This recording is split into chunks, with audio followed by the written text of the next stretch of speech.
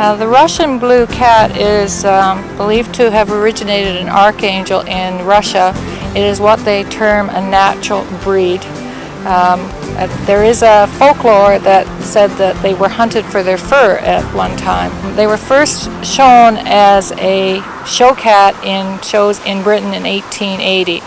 They were believed to have come from Russia over to Britain and then over to North America via merchant vessels. They're known to be in North America in about 1889. The Russian blue is a very people-oriented cat. It's a gentle cat, very quiet.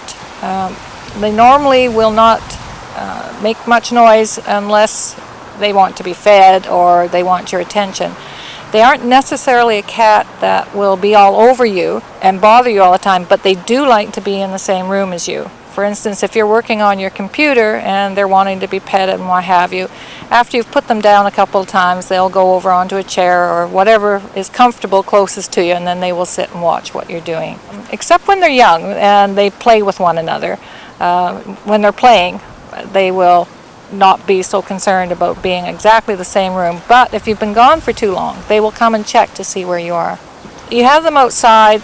Many things can happen outside to any cat, but a Russian, if he gets a surprise, may bolt and then not know exactly where he is.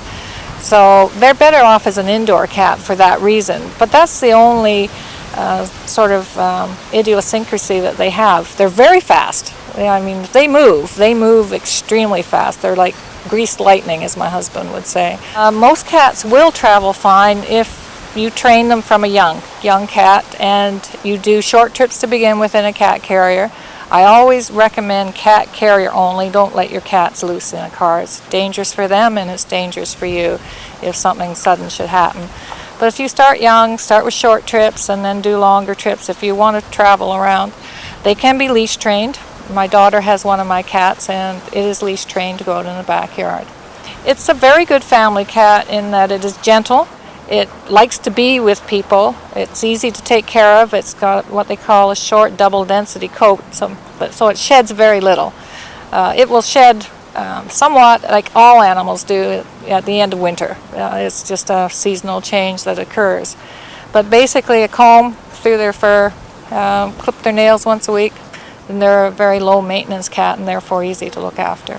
The Russian blues are not vocal. They will talk to you a little bit. Sometimes they will trill, but generally speaking they don't say too much to you unless i.e. you've been too long getting the food down, or some of mine are trained that when it's bedtime, it's treat time.